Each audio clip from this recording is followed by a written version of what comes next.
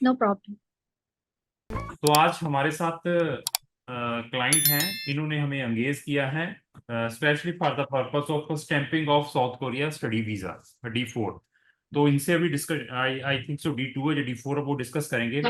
तो इनसे अभी डिस्कस करेंगे इनकी कंप्लीट प्रोफाइल के बारे में और इनको क्या प्रिकॉशंस लेने चाहिए, ये सारी की सारी हमारी इस वीडियो के अंदर डिस्कशन रहेगी। सबसे पहले मैं आप दोनों का स्वागत करता हूँ इस जूम मीटिंग में। मेरी तरफ से आप दोनों को नमन है, नमस्कार है। नमस्कार, थैंक यू। ठीक है। तो सबसे पहले मैडम मैं आपसे पूछना चाहता हूँ कि आपको हमारे बारे में कहाँ से पता चला? मेरे को गूगल थ्रू मैंने ऐसे जब मुझे अपनी बहन का करवाना था तो हम्म। मैंने गूगल में सर्च किया कि कौन ऐसी एजेंसी है जो मतलब ये सब हैंडल करती है, तो मुझे बहुत सारे रिकमेंडेशन मिले। हम्म। उसमें one of the recommendation crown immigration का भी मिला। हम्म। फिर मैंने अपनी तो बहन को रिकमेंड आप किया उसके बाद। तो आपने गूगल में जो देख सिर्फ हमारे टेक्स्ट मैसेज भी पढ़े कि वीडियोस भी वॉच की हमारी? यूट्यूब में मैंने वीडियोस वॉच करी, रिव्यूज भी देखी। हम्म। तो ठीक है। तो तो अब उसी के तो अभी आप फिलहाल कहाँ पे हैं? अभी तो मैं साउथ कोरिया में ही हूँ। तो आपकी सिस्टर कहाँ से हैं, वो कौन सी स्टेट से हैं? वो है, हाँ वो बिहार से है, ठीक। बिहार कटिहार से है वो। ठीक है। और तो तो वही उसको भी। आपका स्टेटस क्या है यहाँ पे साउथ कोरिया में? You are a student there, you are what is your? Actually मैं स्टूडेंट वीजा में ही आई थी, ठीक है। लेकिन अभी मेरे हस्बैंड के डिपेंडेंट में हूँ मैं भी। ठीक है। तो आप पहले स्टूडेंट पे आए थे या आपके हस्बैंड हाँ स्टूडेंट? जी। आप डिपेंडेंट थे क्या? नहीं, मैं स्टूडेंट में आई थी, अभी मैं डिपेंडेंट हूँ, मेरे हस्बैंड वर्किंग वीजा में है यहाँ। अच्छा तो अच्छा। अभी मैं, ठीक। हाँ तो मैं, तो आपको देखो आपको तो फिर किस साल आए थे यहाँ पे एज ए स्टूडेंट वीजा? मैं नेपाल के थ्रू आई थी, तो इसलिए मुझे इंडिया का थोड़ा उतना अच्छा आइडिया अच्छा, नहीं है। ठीक ठीक ठीक ठीक, क्योंकि हाँ। आपके लिए स्पेशल प्रिविलेज है, स्पेशल सीट्स रहती हैं साउथ कोरिया में और जापान में for Nepali student. This is a ओ स्पेशल। यार। तो यहाँ पे हम्म। इंडिया का प्रोसीजर मैं सारा समझाऊंगा। तो आपकी सिस्टर ने मुझे अप्रोच किया था for the purpose of filing of visa from India कि मेरा एडमिशन आ चुका है, मैंने अपनी फाइलिंग करवानी है। तो मैंने हम्म। फाइल देखी, प्रोफाइल देखते मैंने तो पहले अपने हाथ खड़े कर दिए थे कि मैडम हमसे नहीं आपका केस हो पाएगा for the purpose of admission due to उसके जो परसेंटेज थे। बट आपने इसका एडमिशन हम्म। करवा दिया हुआ है, that is very plus point है। हाँ। और इवन आपने हम्म। मास्टर डिग्री में करवाया है इनका एडमिशन भी। हाँ ठीक है। जी। तो हम्म। उसके लिए अभी ये है कि आपका यूरिडिक्शन वी नीड टू चेक। तो ये बिहार में स्टे कर रही है, सारा बिहार में है, इनका पासपोर्ट बिहार से इशू हुआ है। हाँ हाँ, सारा कुछ बिहार से ही है, हाँ। I need to check the jurisdiction. Mumbai में डलेगा एप्लीकेशन या दिल्ली में डलेगा? आई थिंक सो दिल्ली में डलेगा, मैक्सिमम चांसेस हाँ हाँ हाँ। ये दिल्ली से। कन्वीनियंट रहेगी, हाँ, अगर नहीं। अगर आना हुआ हम्म, तो अगर नहीं दिल्ली कन्वीनियंट रहे। नहीं, मैं आई विल चेक इट कि कौन सी स्टेट का कौन कहाँ पे सबमिशन है। ओके। हाँ, तो दिल्ली में करवाएंगे तो दिल्ली में क्या प्रिकॉशंस लेने, सारा का सारा मैं अभी इस वीडियो के अंदर आपको एक्सप्लेन करूंगा, क्योंकि आपने ऑलरेडी हमें अंगेज कर लिया हुआ है। तो आपकी सिस्टर से हम्म। भी बात करेंगे। मैडम आप भी सुन रहे हैं? अनुषा? सर। हाँ हाँ, सुनाई दे रहा है सारा कुछ? Yes sir. ठीक है। तो ऐसा है कि अभी आप अपने क्वेश्चंस पूछिए सबसे पहले क्या क्या है, उसके बाद मैं सारी चीजें क्लियर करूंगा। सर इस पूछिए पूछिए। वीजा रिलेटेड ये क्वेश्चन है कि ऐसे आप क्या मतलब आप क्या प्रोवाइड करते हो एज एजेंसी, वीजा एजेंसी, आपका क्या वो है, रोल है। देखो कैसे करेंगे हाँ, मतलब किसी भी फर्दर। एजेंसी से अप्लाई करते हैं तो हमारा जो हेल्प रहती है कंप्लीट प्रोसेस में रहती है। But we could not give the guarantee about the visa. Decisioning जो अथॉरिटी है that is the embassy, not we. जैसे अच्छा। जैसे यूनिवर्सिटीज एडमिशंस की अथॉरिटी होती है जिन्होंने एडमिशंस देना है, इसी तरीके से जो अम्बेसीज हैं वीजा उन्होंने ग्रांट करना है, नॉट बाई अस। हमारा क्या रोल है आपके केस में?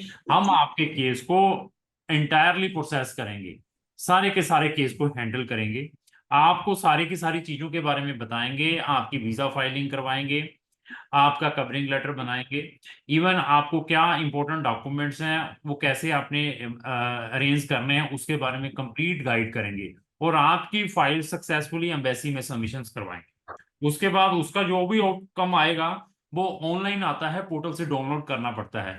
आइदर रिजेक्शन है या वीजा है। तो उस तक जब वीजा ग्रांट हो जाएगा उसके बाद हमारी ड्यूटी खत्म हो जाएगी। ये हमारा सारा का सारा कंप्लीट असिस्टेंस रहेगी। ओ अच्छा। और कलेजले चाहिँ डकुमेन्ट्सहरू दिएको छ होइन, हाँ त्यो डकुमेन्ट्स चाहिँ ओरिजिनल नै सबमिट गर्नु भनेको छ। त्यो ओरिजिनल गर्नुपर्छ पर्दैन जस्तो होला, मेरो हस्बेन्डसँग हुन्छ भने। मेरे हस्बैंड भी मेरे साथ में ही है, हाँ तो भाई उनका ऐसा भाई साहब आपको भी नमस्कार है, नमन है। नमस्कार सर, कैसे हैं, कैन आई ठीक ठाक है? टॉक? मैं आपसे बात कर सकता हूँ? हाँ बिल्कुल करिए, कमाल है, आपके लिए ही बैठे हुए हैं, बोलिए सर। हाँ जी, मेरा हिंदी उतना अच्छा नहीं है, मैं नहीं नेपाल मैंने से हूँ।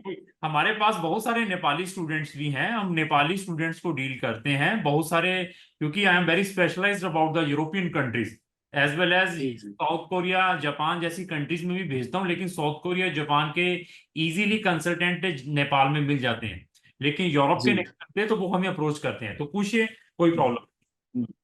अ, अनुषा का एडमिशन तो हो गया है। एडमिशन होने के बाद कॉलेज ने कॉलेज ने कहा है कि कॉलेज ने कहा है कि वो ओरिजिनल डॉक्यूमेंट सबमिट करना है, वहां ठीक है, से स्कैन करके मत करिए, ऐसा ठीक बोला है। ठीक है, इसलिए हमने यहाँ से कुरियर करके भेज दिए हैं उधर। ठीक है, कॉलेज का डॉक्यूमेंट्स वो आज भेज दिए हैं, वो तो एक हफ्ता लगेगा, ठीक है, वहाँ पहुंच जाएगा। ठीक है। और उसके बाद ये कोरिया के लिए के भन्छ त्यसलाई के अरे प्रॉपर्टी वैल्यूएशन, हाँ हाँ प्रॉपर्टी वो हाँ हाँ। कराना जरूरी है या नहीं? नेपाल में तो वो जरूरी है। नहीं यहाँ पे देखो, इंडिया में ऐसे कोई भी डॉक्यूमेंट की रिक्वायरमेंट नहीं थी कि प्रॉपर्टी डॉक्यूमेंट साथ में लगाएं या जहाँ पे क्या है।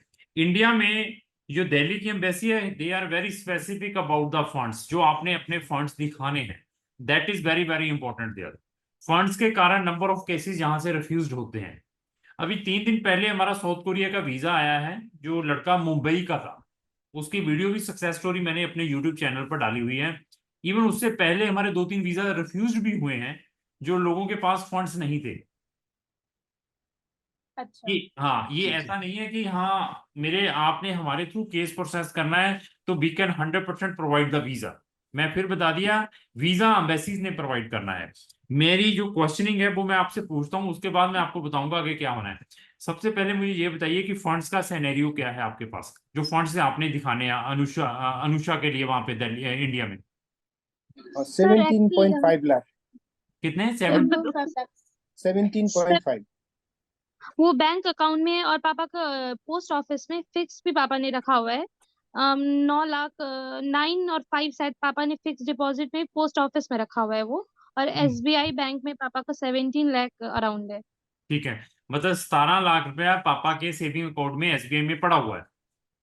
जी। Very very good. जो 17 लाख आपके मतलब फादर के, ये सेविंग्स में है, कोई एफडी है या क्या है, ये बताइए। नहीं, ये तो सेविंग्स है, ये तो नॉर्मल बैंक अकाउंट वेरी में वेरी पापा ने रखा हुआ है। गुड। तो आपके पिताजी करते क्या है, थोड़ा सा ये बताइए। मेरे पापा बीएसएनएल में गवर्नमेंट जॉब था, लेकिन इसी साल पापा रिटायर हो गए। बहुत और अच्छा फिर इससे पहले तो पापा। आपको नहीं जी। कोई भी दिक्कत आएगी, हमें वो बैंक स्टेटमेंट सारी की सारी चाहिए। आपका उसमें बैंक ज्वाइंट है या सिर्फ पापा का ही है? पापा का मम्मी के साथ कनेक्ट है बैंक अकाउंट। ठीक है, पूरा चल जाएगा। तो अभी हमें क्या चाहिए, मैं कुछ चीजें आपको बताता हूँ, वो आपके पापा के पास जरूर होंगी। आपके पापा जी की पेंशन कितनी का आती है, कुछ आइडिया है आपको मंथली?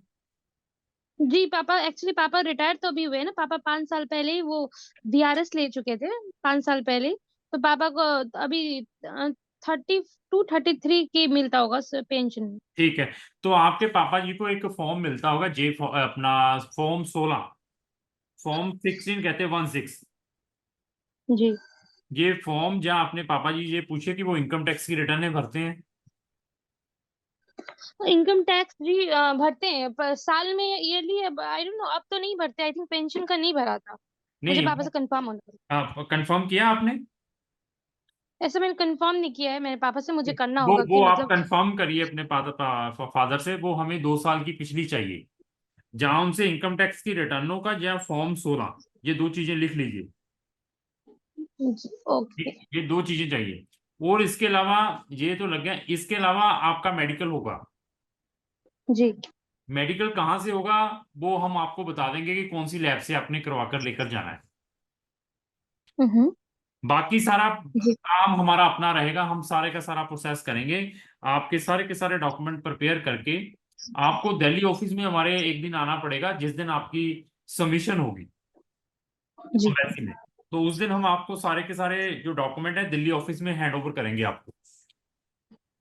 ओके। ठीक है। उसके बाद आपने ये सारे डॉक्यूमेंट एम्बेसी में सबमिट करने हैं। वहां पर जो भी उनकी आई थिंक तो 5,000 या 7,000 इंडियन रुपीज की फीस है, वो आपने वहां डिपॉजिट करके उनको दे देनी है। हम्म। उसके बाद 2 दिन के बाद या 3 दिन के बाद हमारे आपकी मेल के ऊपर मेल आएगी डीजू वेरिफिकेशन की। हम्म। डीजू वेरिफिकेशन एक प्रोसेस है, उसमें आपके डॉक्यूमेंटों को क्रॉस चेक किया जाता है। ये थर्ड पार्टी एजेंसी है जो कि एम्बेसी ने हायर की हुई है, जी। कि आपने व्हाट्सएवर डॉक्यूमेंट आइदर वो फाइनेंशियल है, आइदर अनदर डॉक्यूमेंट है, वो जेन्युइन है या नहीं है। वो डीयू वेरीफाई जो एजेंसी है वो आपके डॉक्यूमेंटों को वेरीफाई करेगी, और उसकी फीस है आई थिंक सो $25, $25 की। आई थिंक 10 या ऐसे कुछ है, वो आपके कार्ड से जाएगी फीस। जी। उसके बाद और वो कैसे होगा, उसका कॉल आएगा मुझे? नहीं, कॉल नहीं आएगा, मेल के ऊपर ही सारा चलेगा। ओके। आपकी मेल। उसके बाद एम्बेसी पे डिसीजन देगी आपको पॉजिटिव है या नेगेटिव है। ओके। हाँ वो तो आपके। सर मेरे ऐसा था हाँ जी, पूछिए। कि अभी पापा के ऑलरेडी मतलब ओनली 30,000 ही पेंशन है, तो उससे हो जाएगा या हमें फाइनेंशियल और दिखाना पड़ेगा, मतलब कुछ और? नहीं नहीं, बस आपके पास वैसे 17,50,000 एक पड़ा हुआ है, बाकी आपने कहा कि पोस्ट ऑफिस में भी कुछ पड़ा हुआ है, वो भी मैं साथ में लगाऊंगा। हाँ, पापा का ना आई थिंक 12-13 लाख होगा पोस्ट ऑफिस में भी। तो इसके अलावा और भी कोई सेविंग्स है?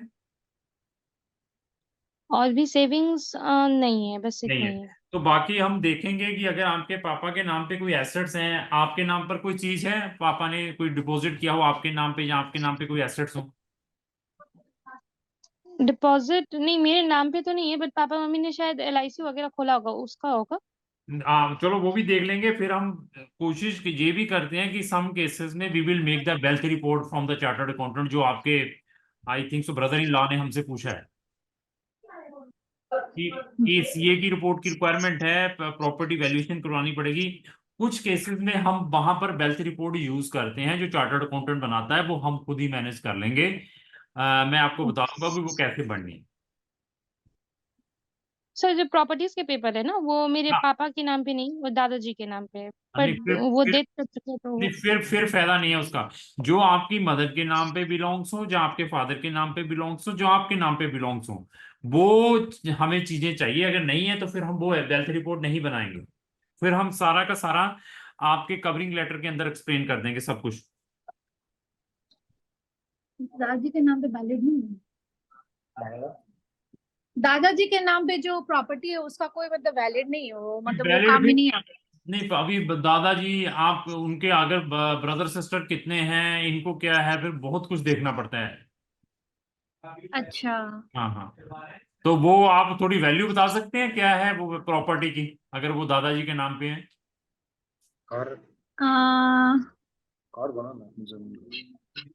हाउस है, कति को होला। हाउस पे लैंड टोटल 20 to 30 लाख तो होगा ही। नहीं, फिर इतने के फायदा नहीं है।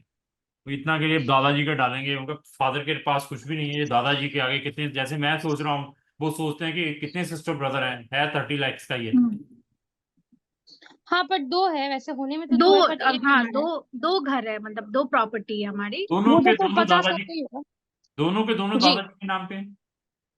हाँ जी। जी। तो इनके आपके पापा के कितने चाचा, आपके चाचा ताऊ या कुछ मेरे हुआ है? पापा लोग 3 भाई हैं। चलो वो हम लेटर ऑन देखेंगे। पहले मैं फाइनेंशियल डॉक्यूमेंट तो आपके सारे देख लूं। जैसे आपने सेविंग का बताया है, सेविंग की हम लास्ट 6 मंथ की स्टेटमेंट लेते हैं, साथ में सर्टिफिकेट बैंक से लेना है, जो भी बैंक के अंदर है। 6 मंथ की स्टेटमेंट विद बैंक सर्टिफिकेट। और आपकी जो भी फिक्स डिपॉजिट है, आइदर वो पोस्ट ऑफिस में है या बैंक में है, बैंक से एक लेटर लेना है उनके लेटर पैड के ऊपर। पोस्ट ऑफिस से भी लेटर लेना है उनके लेटर पैड के ऊपर। वो टाइप्ड लेना है, हाथ से लिखा नहीं चलेगा, कि ये इनका फिक्स डिपॉजिट है, इनकी इतनी वैल्यू है, जिसकी कॉपी हम साथ में अटेस्ट करके लगा रहे हैं। ओके। ओके। समझ के मैं जो बता रहा हूँ? जी। ठीक है। तो ये सारे डॉक्यूमेंट लगाकर फिर आगे वीजा अप्लाई हो जाएगा। तो इसका जो डिसीजन है वो मेल के ऊपर बताते हैं आपको। पोर्टल से डाउनलोड करना पड़ता है कि आपको वीजा ग्रांट हुआ है या क्या है। इलेक्ट्रॉनिक वीजा आता है आपका। पासपोर्टमा लाग्दैन मतलब पासपोर्ट में नहीं लगेगी वीजा? पासपोर्ट में नहीं, इलेक्ट्रॉनिक वीजा आता है। वो डॉक्यूमेंट सारे इसके रख लेंगे वहां पर बीएफएस की पासपोर्ट। अगर उन्होंने पॉजिटिव डिसीजन दिया तो इसके पासपोर्ट को अकेला वो डिस्पैच करेंगे, साथ में वो इलेक्ट्रॉनिक वीजा लगाकर, ओ वो कागज वीजा और साथ में पासपोर्ट डिस्पैच कर देंगे। समटाइम्स हम वीजा ऑनलाइन भी डाउनलोड कर सकते हैं। ओ हाँ, अगर नेगेटिव डिसीजन आता है तो वो भी ऑनलाइन दिखाई देता है कि ये नेगेटिव डिसीजन है, हम सेटिस्फाई नहीं है व्हाट्सएपर, वो भी ऑनलाइन आएगा।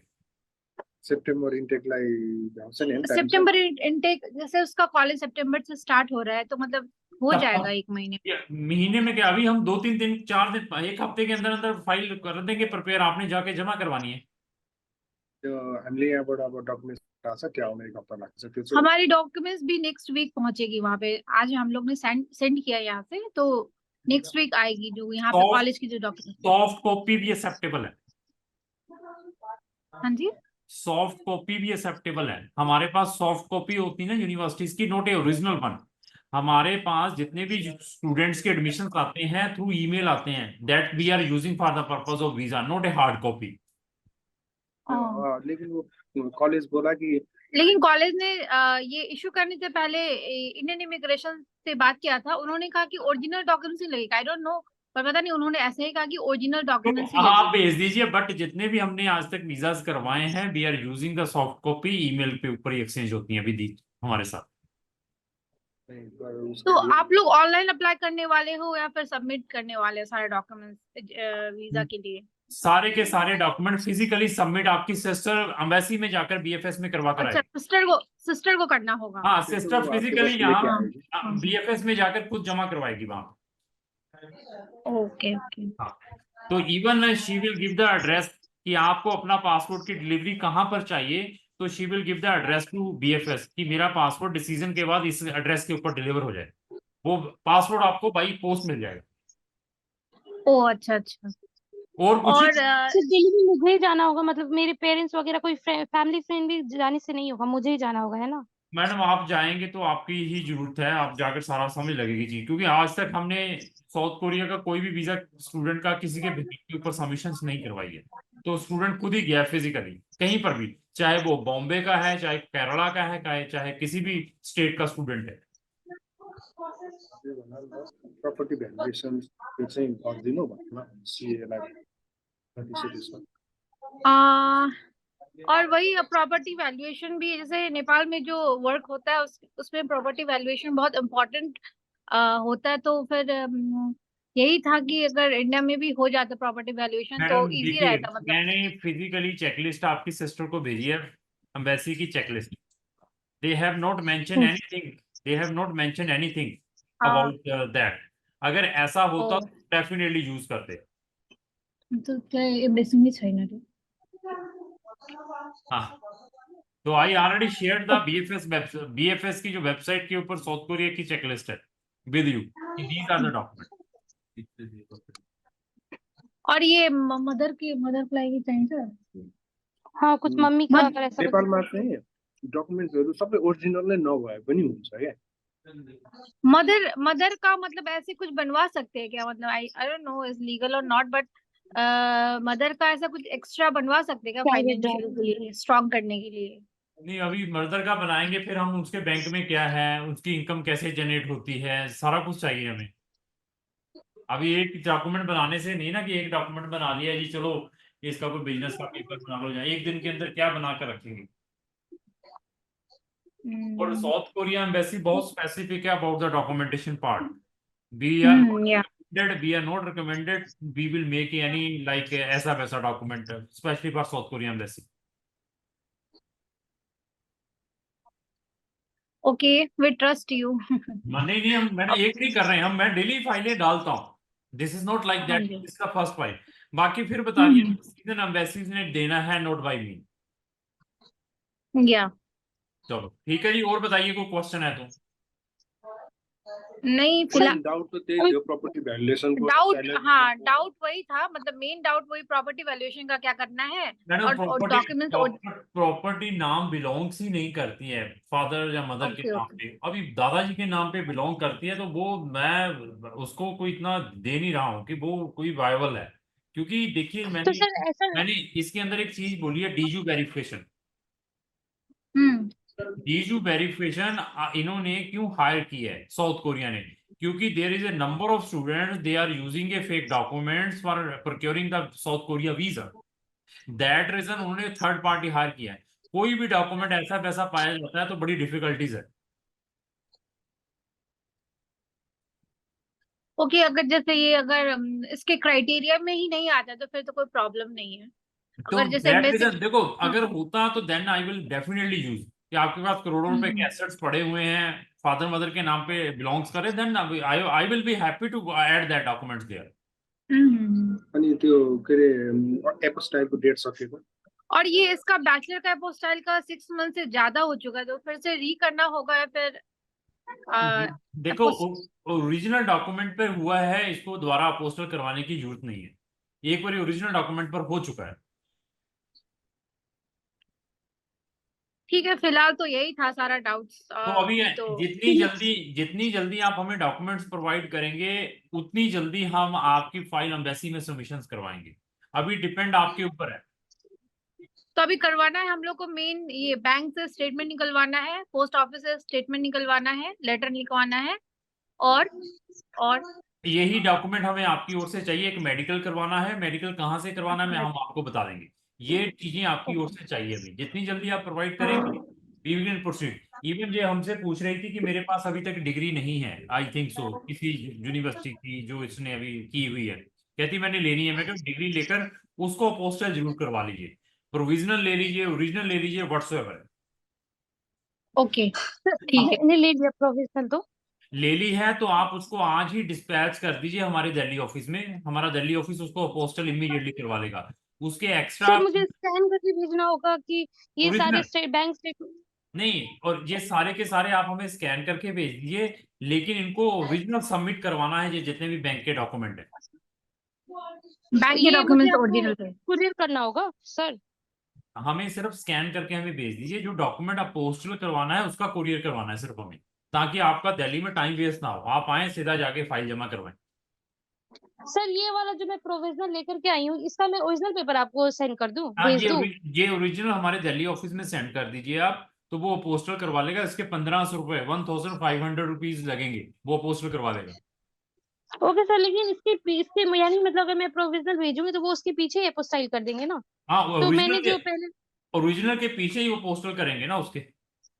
नहीं, तो मैंने जो पहले जो करवाया है ना अपोस्टाइल वगैरह, तो वो मैंने हाँ, ओरिजिनल का नहीं कराया। मैंने सॉफ्ट पे मतलब मैंने उन्हें स्कैन करके भेजा था, उन्होंने स्कैन वाले पेपर में मेरा अपोस्टाइल करवा दिया था। वो आपने कलर कॉपी के ऊपर करवाया? हाँ जी मतलब जी। उन्होंने कहा था तो कि आप स्कैन आप करके भेज दो तो आप इसको भी हमें कलर कलर कॉपी स्कैन करके भेज दो, हम इसको भी कलर के ऊपर स्कैन वो करवा देते हैं पोस्टर। ऐसा कोई प्रॉब्लम नहीं होगा सर, नहीं, मतलब कि कोई प्रॉब्लम नहीं है अगर करवाया, लेकिन हमने जितने भी डॉक्यूमेंट है ओरिजिनल के ऊपर ही पोस्टर करवाते हैं। तो अगर आपने पहले स्कैन करवाया, हमें भी इसका भी स्कैन भेजो, स्कैन के ऊपर करवा देंगे, डोंट वरी। ओके। और सर इसके चार्जेस क्या लगेंगे हमारे ये सारे प्रोसेसिंग का? हाँ, सारे प्रोसेसिंग का आप 2-3 लाख रुपया दे दीजिए, क्योंकि साउथ कोरिया से बोल रहे हैं। मैंने मैंने 20,000 इतना पैसा? मैंने 20,000 इनको बताया है, 5,000 रुपया आ चुका है, 15,000 रुपया और लेंगे हम। डिस्काउंट हुँदैन डिस्काउंट कोई डिस्काउंट नहीं है? डिस्काउंट आप साउथ कोरिया में है, थोड़े से हमें भी बोन भेज दीजिए। ऐसा नहीं है, चलो यहाँ कोई पे भी बात बहुत नहीं, स्ट्रगल। कोई दे देंगे, कोई ना कुछ डिस्काउंट जरूर दे देंगे।